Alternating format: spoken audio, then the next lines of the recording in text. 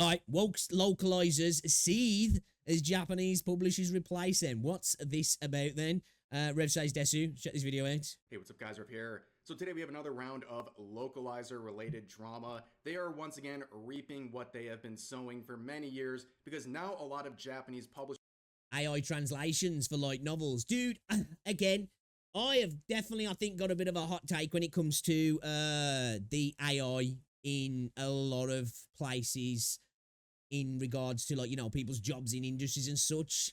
You know, personally, I don't want to see people losing work, but at the same time, from a consumer point of view, if it means we get more efficient game development, stuff comes out faster, we get more, you know, like, in terms of, like, look at extra NPCs. Just imagine if all NPCs in a game were voiced. I'm talking about just the random side characters. They were all voiced, and you could continue to expand on that all the time because companies were using AI to do so, and it sounded great as well. We're not quite there yet.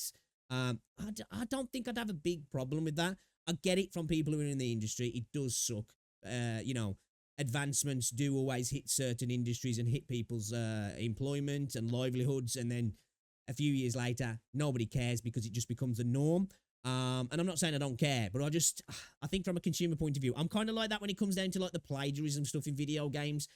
I don't really care if a game looks at another game and takes a lot from it, even copies it, looks at the homework and just comes out with something better. I got a better game and I'm happy. Publishers are turning to AI translations for their English translations of their work.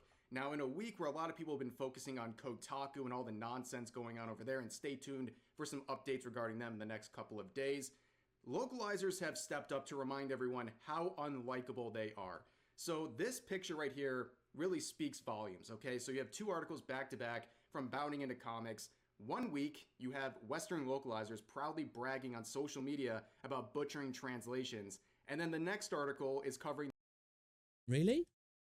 Why is that something that you'd brag about? What would you brag about doing your job badly? Interesting. I probably need to know more about that, because I don't understand the context of why somebody would do that unless they are coming from, I don't know, their cultural, political viewpoint, and there's something in that they didn't like, so they've changed it to appease themselves. And then when people have had issues, I'm like, oh, go fuck yourself, I'm happy about doing that. Yeah, I guess you can't really get mad then if that's the case. Don't know if that is, but I'm just trying, I don't know what I'm pulling from that. Those same English localizers who are now mad that Japanese publishers are using AI instead of their services. It really speaks for itself. Again, reaping what you sow. So let's start with the first article here. It is titled, Western Localizer Proudly Brags After Butchering Sentai Filmworks English Localization of 2.5 Dimensional Seduction. Now, that is the most localizer thing. I already believe them, and I already have some ideas of who it might be. But first, let's talk about this anime. It is one that is a recent adaptation of a very raunchy series. And of course, we've already seen some censorship of this on its release to the West. We've also seen some butchering.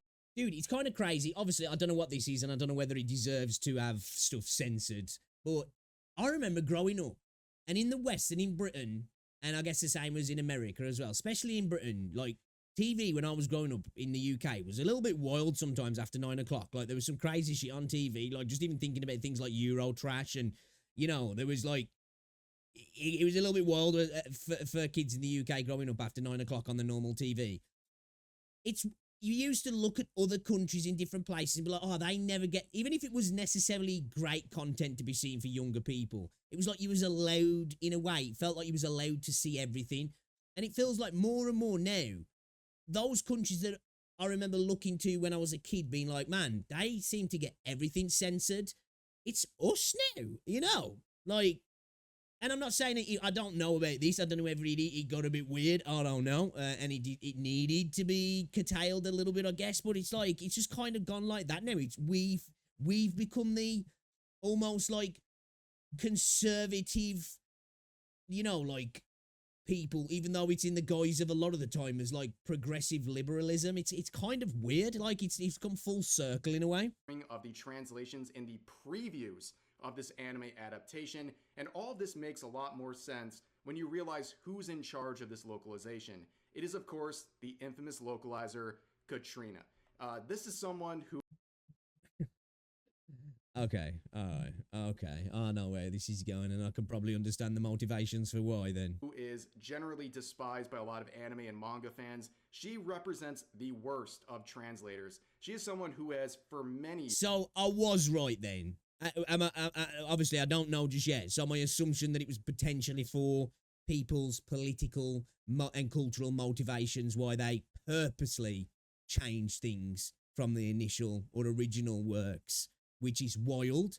And then if that company then turns around and goes, yeah, we're not going to use your services anymore, we're going elsewhere, for them to get butthurt about it, it's like you're not even representing the work that was being given to you anyway, if that's the case. years, made mistranslations, and not just made mistranslations, also lectured people in the process and done it in a very smug and snarky way. And she has many different quotes that really tell everything that is wrong with localizers. She's made quotes where she has said that she tries to use her localizations as a way to censor what she I know I'm opening a huge can of worms, but here goes. As translators, what is the right way to handle offensive content? Who determines what gets left in and what gets censored?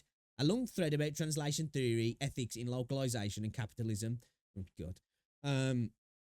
Well, I think if your job is to translate something verbatim to let people in other regions know what's being said in this works, your job is not to be an editor. Your job is to be a translator. Soon as you're becoming an editor, you're in fact infringing upon that original content to change it for your views. Nobody's views. Nobody's asking for this. You're telling people this is what they need to see. This goes back again to stuff within the gaming industry in the West. There's too much of this in the West now. Too many people thinking that they need to change other people's viewpoints on things. You know, we used to live in a world, especially in the West, where people would be like, right, I don't agree with your views. I even despise your views, but fucking whatever. I just ain't going to listen to them. But now we've got to this point where people claim to hate these people, but then want to change them. They don't want to allow them just to have their views, even if they might be horrible, offensive, whatever. They want to change the cultures that they're trying to insert themselves into. You got people coming into the gaming space who actively kind of dislike gamers, but then want to change the way gamers view things and think that they'll somehow do it by lecturing them and retconning things, retconning IPs, and just swapping things here and there as if it's ever gonna work. It's just, oh man, it's so annoying. Like, eventually I do believe all of this stuff will go away, and I think we are starting to get to that point where we're seeing it more and more. There's more and more pushback coming from all this sort of stuff, and it's great to see as well, because these sort of people, you know, they shouldn't be in these jobs in the first place. And fair play if these companies, you know what, fuck it, we'll just turn to AI to let that do the job then. She deems as offensive content from the Japanese version of what she's localizing. She also labels basically anyone who criticizes her as a weeb. And on top of that, we can relate what's going See, that this is what I mean about these people again. My point, it goes back to the gaming thing. You've got somebody working in this space, in the anime space, and then he's using the term weeb to insult somebody. You know, it's like you're in the anime space. It's like, you know, when you hear people insulting gamers and the way gamers are, it's like, why the fuck are you in this industry then? You know? Or like, why are you trying to interact and change these people? You're not gonna. You know, you're actively like trying to insert yourself into a space you claim to dislike. It's like, it's really weird. I'm unfortunately doing some of my phoniest localization work on the anime about a high school girl who's legitimately sexually attracted to a corgi. going on with this current dimensional seduction anime with what she was in charge of a year and a half ago when she was the localizer for the Inukai anime, which again, a very raunchy anime, and she felt it upon herself to not only disrespect the series and the fans of it, but she also... Why are things like that blanked out? Like, does YouTube really pick up on stuff like that? And here I thought you'd have resting bitch face. This is at my point again, like we've like the West now. Why the hell do people feel that they need to censor the word bitch? What the fuck? Yeeted in a bunch of Gen Z language, literally using yeet, by the way. And we're seeing that happen again with this new anime. People have found screenshots like this where she used language. Yeah. She's got a cute figure and a great ass and a riddle tuckle of a flat-chested lady. You said you'd never cheat on Liliel. Tig Biddies would ruin her whole vibe anyway. Like Tig Biddies would ruin her whole vibe anyway. Yes, Tig Biddies for some reason. And See, that's just straight up not even doing a translator's job. You're trying to you're trying to play the job of an editor. You literally are trying to play the job of an editor at that point, aren't you? Why would you expect these companies to continue working with you if you're going from we've hired you to do this job for us, and then you've decided, well, what I'm going to do is go outside my job and do this job that I've decided that I've got. It's like, he would actually justify this on social media. Someone asked, why Tig Biddies? Does he goof up the description on purpose in Japanese in a similar way too? Emoto makes sense. He's being an otaku weirdo, which we'll get back to that quote in a second. But Katrina responds... Like for me, if you had any morals, personally, you just won't work on this stuff. Why would you even bother, like, being a localizer? Whether it's paid, non-paid, you know, via a third party, whatever it be. You know, if you like, right, this is kind of... I don't really like this. This is a bit... it goes against my sensibility. Just don't fucking work on it. By saying, yes, it's the end of a long Yo, rant what's up, about Cheese? how much he loves flat-chested characters. In quotes, real otaku love characters with flat chests. And on top of that, we would see some more interesting decisions by Katrina, where we see this dialogue here where he refers to the character as his Emoto, where she replies saying, I don't want to be your goddamn sister, obviously changing Emoto to sister. And she would explain this on Twitter as well, and say that this was a calculated effort on her behalf. In fact, she would clarify her stance in the replies to this user who said, because Emoto is a word used by weebs to talk about the fantasy of having a little sister, it makes sense to me at least, where Katrina replies saying, correct. So obviously this is some attempt to shame people or demonize the word Emoto because it... Yeah, but okay, whatever. Outside of that, some stuff in the Japanese stuff and anime can get weird. I've said this before, but this is who this is designed for. Like, why? I don't understand why you're working on it. I just don't get why you're working on it. You know what I mean? I just don't get it. In their headcanon, this is something used by the weebs. Once again, the weebs are striking again, causing Katrina some issues here. They live rent-free in her head. And by weebs, like I said, anyone who criticizes her or has the nerve to question her mistranslations. And on top of that, we would see another member of the industry in Katrina's replies, this localizer named Sarah Moon, who would proudly say that they have made mistranslations. Another white woman. Dude, what is it with white liberal Western women? Like, dude, why, man? In their works for the exact same reason as Katrina, who replies saying, I love this. Yep, they're doing this in broad daylight, ladies and gentlemen. As I've always said, I'm not here trying to go to bat for these localizers, but I think a great piece of advice to them that I could give is to get off of social media. Because I believe genuinely that a lot of the mistranslations localizers have made were discovered because they bragged about it on... That's true. Like, you know, it's one thing making mistakes. It's another thing if you're doing it on purpose, but then to publicly, well, basically expose yourself to be doing that. Like, how is that going to help you in your job, in your career, in your endeavors going forward? You know, it's like working for somebody as a contractor and then publicly letting the people who you contracted to knowing that, hey, by the way, I just decided to go do my own way. I know you wanted this.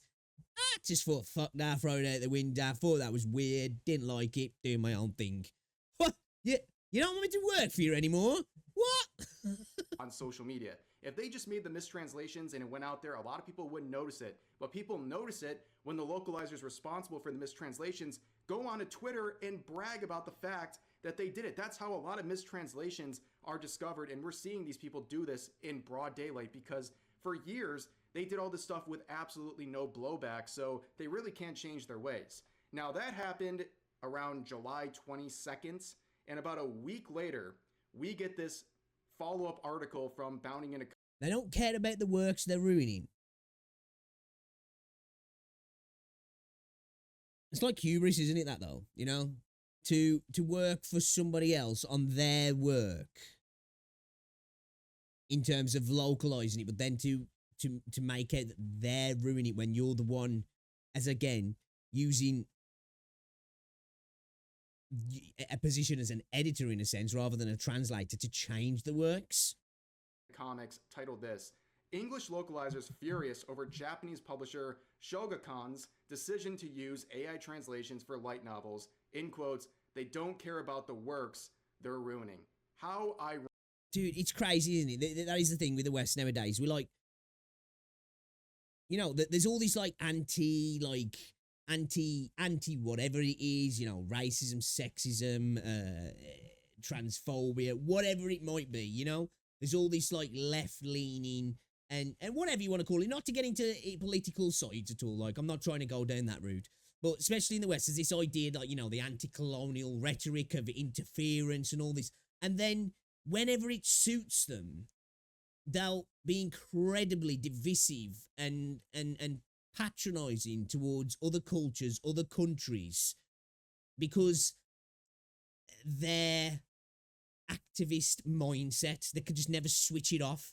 And then you see a lot of the times these people, and I'm not talking about these actual people here, they can't switch it off, and they end up seeing stuff slipping through, and it's just like, you sound way more one of the isms that you claim to rally against kind of thing, because you just can't switch off this continual activist victim mindset, like of always rallying against the status quo, so to speak, and constantly trying to change other cultural viewpoints when it suits you, but then at the same time rallying against said thing when it suits you as well. It's like so weird. Ironic. 1 week before this, these localizers were proudly bragging about their mistranslations, and then now they're upset because these Japanese publishers are replacing them with AI. Again, reaping what you have sown for many years. So as the article discusses here, Shogakukan recently announced... It's the work as well she's working on. She's specifically working on stuff that, the idea that like using weebs as a pejorative is kind of weird because, weebs will self-identify as weebs. And I think to work on something that is clearly weebish and then to like use that as some sort of pejorative to attack the community, it's just like, what the hell? A light novel app called Novella. It's like working in journalism for football while you hate football and then insulting the people who enjoy football while you butcher the works or lie about stuff within the sport. It's just like, why are you even involved in this? Go do something else. Novellas, which will be using AI to translate various light novels and what have you, and they decided to use Mantra AI translation engine to help localize their books. And we've heard that name before. Now, a lot of anime-related accounts on Twitter were talking about these developments. However, they would share everything about this except a very crucial fact. In tweets like this, you will not see any mention that these AI translations are guided by humans. So the final product is reviewed by humans. So it's not just purely AI, it's actually being reviewed by humans. It will be soon. It will be soon. It will. At the end of the process to make sure everything is okay. However, leaving out that fact, a lot of people were jumping on this app, and mainly localizers. You see many members of the industry very upset at the prospect that they might be losing their jobs. And they ironically say things like this: when there are errors front and center marketing, I dread to think of what the bulk of it's going to turn out like. This is a disrespect for the medium and your audience. But hey, I'm sure... Is it really disrespect though? Or are you the ones disrespecting the audience by believing that you know better and what they should see? You're the arbiter of censorship. You know what they should be seeing in regards to how it works translated, even if it totally differs from the original. And I understand some things can get lost in translation, but actively being like, I don't like this, I'm going to translate it in a different way. And then when said company goes, you know what, we're not going to work with you anymore, we're going to do it via AI, that however soulless you want to say, it's just a translation. At the end of the day, a translation is not an expression of human art or human creativity. It's literally just translating a language into another language. There's no need really for humans. I understand people are potentially losing the job, but if you're bad at your job and you actively brag about purposely being bad at your job, why would you even be surprised or angry that you're getting the sack? And how would you even be able to try and twist that into an argument of, well, look at the disrespect. Look at the disrespect they're showing the community. It's like you were the one showing the community disrespect by believing that you knew better for them. of the original works. When, let's face it, at the end of the day, people who are into this sort of stuff are into it because of the Japanese sensibility and cultural viewpoints and creativity around this sort of stuff. You know, that's why a lot of people like anime. They don't want a fucking American's viewpoint on how anime should be made, because it's not fucking anime at the end of the day. Then, you know, that's why you get so many fucking attempts from Westerners to create anime. They just fucking suck. Because they just think, oh, if I create waifu-looking characters, then all of a sudden it's going to be good. It's not. Saying that these AI translations are disrespecting the medium. Meanwhile, they've been disrespecting the medium for decades at this point and been getting away with it. Here's another quote saying, I'm asking all... Has it been decades though? Like, I don't know. Because, like, I feel like these sort of people wouldn't have been doing this before on purpose. They might have potentially been doing it by accident. The only time I feel like potentially people who was translating stuff for Western audience back in the day might have been changing stuff because it might have been leaned on by potential regulators or governing bodies because they believed it needed to be censored, you know, rather than them being like, right, this is my opinion to change it. Because I feel like people back in like the 90s and the early 2000s wouldn't have had these viewpoints to be like, right, I need to change this because this is how I feel. I could be wrong. I feel like that's something that's potentially probably happened in the last 5 to 10 years. Because that's where, you know, it's been over the last 10 years, really, hasn't it? This sort of attitudes really grew in the West. All of you, the readers and audiences in the English-speaking sphere who are against AI and machine translations to drive this Shogakukan app down to rock bottom. What?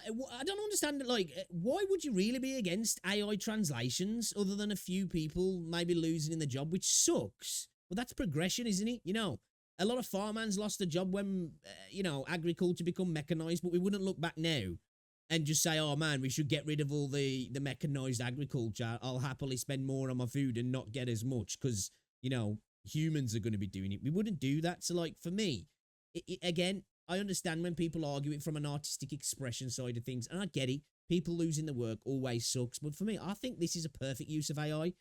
It's how it should be used for rapid translation. You know, we've seen it now on like real time with phones, you know, being able to have conversations with other people using AI. We've seen demos of it recently, haven't we? I don't know if it was Apple or it was Android or whoever was showing people being able to have conversations across different languages real time. Like, that's fucking clutch. You know, and this is a perfect adaptation and another use of it in that regards. Bottom and into the negatives. Make them regret their decisions to disrespect human art. Again, the irony. And of course, what's changed way back, just easy to see nowadays. My thing is, though, is necessarily that it wasn't changed, is that the reasons for it being changed was less about probably individuals who were working on it, who were just like, I'm going to take the editorial choice now to change this. Potentially that could have happened. I'm not like saying everybody, but I feel like, especially going back a few decades, censorship usually came from governing bodies, you know what I mean? Where nowadays censorship's coming from individuals who believe that they know better. Where I'm not saying it's any different in a sense, but like the individuals who are doing the job are doing that now, complaining that it's not working out for them, where previously it might have been more likely that they had to change it because this is what was expected from the body that dealt with translation and the allowance of publishing of certain works in different regions. Because obviously different countries have all different expectations and regulations on certain content that goes into the country, and the people working within that framework have to adapt to that country's, I don't know, regulations, law, red tape, whatever you want to say, where this is obviously nothing to do with any regulation or governmental body regulation or red tape. It's like self-regulation from the translators themselves, isn't it? And I would imagine that's probably a lot more of a thing nowadays than it was decades ago. Now, I'm not saying there wasn't people doing that as well, but I just feel like, you know, the way things are nowadays, I just feel like there's way more people taking upon themselves now. Who else would comment on this but Katrina? It is expected. Anytime there is a localization discussion, she comes in to share her really just arrogant opinion on this. And again, ironically saying this, well, at least they were honest. They only care about cutting costs, not about getting readers good translations. Do you think the authors of the light novels would want their international fans reading garbled versions of the prose they worked so hard on? How disrespectful. The nerve of Katrina to say this once again. How disrespectful. The person who has been vandalizing anime and manga for years, the person who's been disrespecting original works, their creators, and also fans of those works for many years is now calling this an act of disrespect. Basically, it's like Chinese whispers in a sense. It's like being told something from somebody, passing it on to another person who's interested in what that person's got to say, totally taking everything out of context, changing what they said, and then passing that on to the other person. I mean, that other person, because you know what? I'm not going to use you as my proxy now to let people know what I'm saying. I'm going to go direct to them. And then you going, wow, the disrespect, man. You know? What? Providing these translations to a Western audience that might not be getting it otherwise. And you would see Katrina coping pretty hard in some further replies, saying that, don't get me wrong, like any other tool, machine translation and AI have their uses, but you don't use a jackhammer to nail a painting to the wall, just like you shouldn't use these localizers to translate these very good pieces coming out of Japan. That's such a disingenuous argument. You don't use a jackhammer to nail a painting to a wall, as if that's anything similar, as if that's even something that's comparable. But again, this whole situation, right? These localizers act like fans are trying to frame AI as the best route for translations. It is not the best route. Of course, a proper human translation is the best, but nobody's going to feel bad. But for now, see, this is a thing that a lot of people keep saying with AI. In my opinion, like technology, like the advancements in AI has been insane over the last couple of years. And it's like at the minute, especially in the last 12 months, it feels like every freaking month. As somebody who was like, been dabbling in the space a little bit in regards to generative AI, the rapid progression is scary. It's scary. And I don't mean, Skynet are going to take over. I just mean in terms of, holy shit, dude, the advances are coming on so freaking fast. That, like I was talking about with the voice acting, it won't be long till we have AI voice actors that you will really genuinely struggle to tell the difference between an AI voice actor and a real human being. Now, obviously, there's the argument of the moral perspective there and the artistic side of things and all that sort of stuff there. I'm not even arguing that. I'm just saying I genuinely think it won't be long till we get to that point. We're not there yet. For the most part, you can usually tell. Most people can anyway. Well, maybe not most people, but anybody who's got any sort of... Well, I think most people can. I think most people can. And it's obviously we're getting there because a lot of people get scammed by these AI adverts now, don't they? When they use face swapping and audio swapping and stuff like that. That we're almost at that point because people are getting... And, some people are incredibly easy to scam. I understand that. But we're getting there. So, the idea that AI isn't smart or nuanced enough to craft translations that audiences want to read and pay for, I think is just like, not true, really. Because if it's a direct translation, that's what people want to read and pay for, don't they? They don't want to pay for what you view that the translation should be because of your sensibility and moral compass or whatever. That's not your job to have a moral compass in that regard. Your job is to translate verbatim what's going on. And I understand there's things that get lost in translation and words that don't necessarily exist in other languages, so other words kind of have to be found. I get that.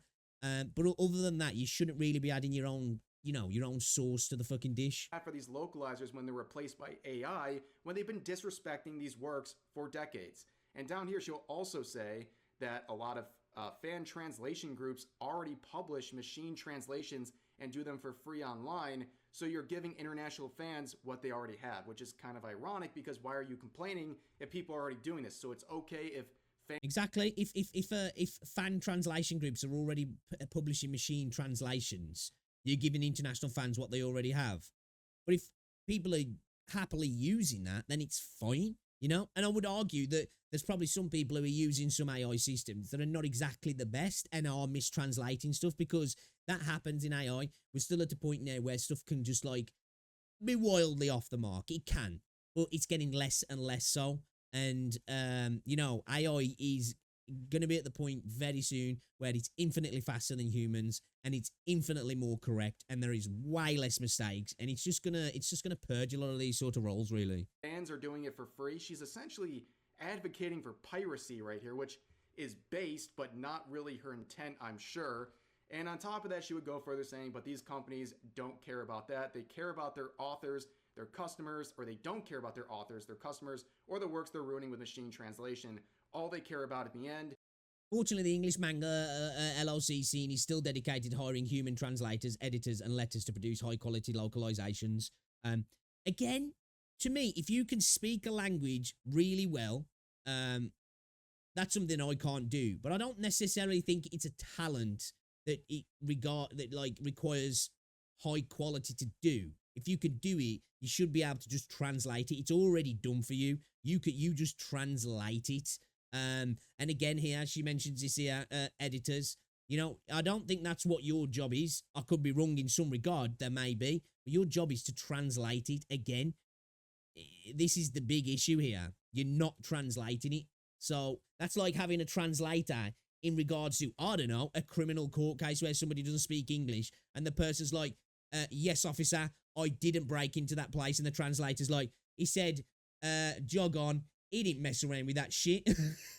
But, you know, it's not a different answer, but you've changed the terminology drastically to where the officer's going to be like, oh, somehow I don't believe you now because you're kind of disrespectful. You know what I mean? I know it's a totally terrible comparison and analogy, but you get what I'm saying? It's like, really, you're not translating now. You're deciding to come up with your own shit, man.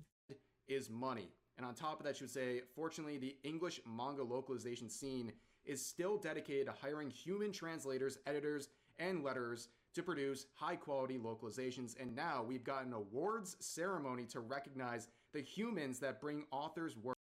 Well, is this even an argument? They're paid to do the job. They didn't do the job correctly and they got fucking fined and they deserve to be fined. Exactly. And the worst part about it, they actively advertised that they were doing the job badly. And it wasn't because they were making mistakes. You know, it's one thing if you come out and you go, I made mistakes. I'm a bit new.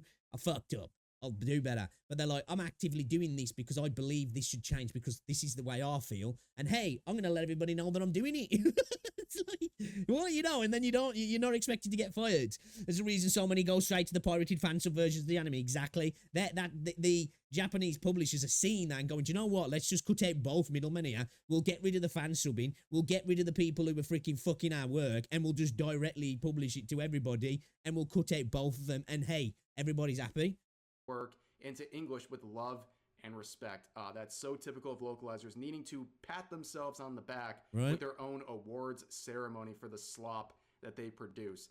But overall, like I said, you reap what you sow. Nobody feels sorry for these localizers. Yeah, I don't. And it makes sense that some of these companies, these Japanese publishers, would want to replace them with AI because like many other companies, you can draw parallels to Sweet Baby Inc. When people discover that certain people or consultation groups or what have you are involved with projects, they have inherent concerns. Fans have inherent concerns about the quality of that product because of the history of these localizers, whether it's in anime and manga or in the video game industry with companies like Sweet Baby Inc.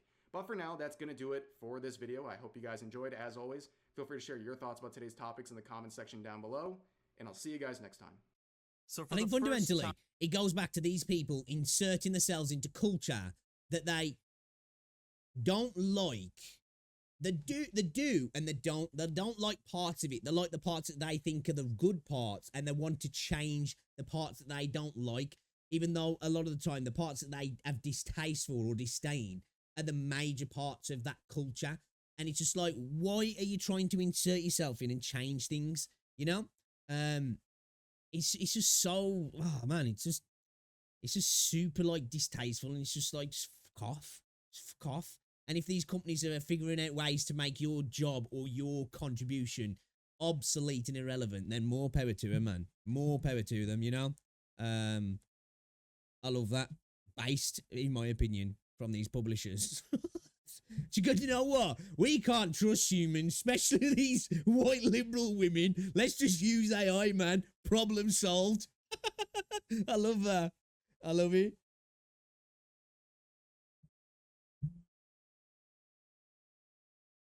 Should just hire the fan subs. Yeah, they could do that as well. Yeah. Yeah. Hey, you never know. They might start bringing in these fan subbers to be the humans who overlook the AI work, and then everybody's happy, you know?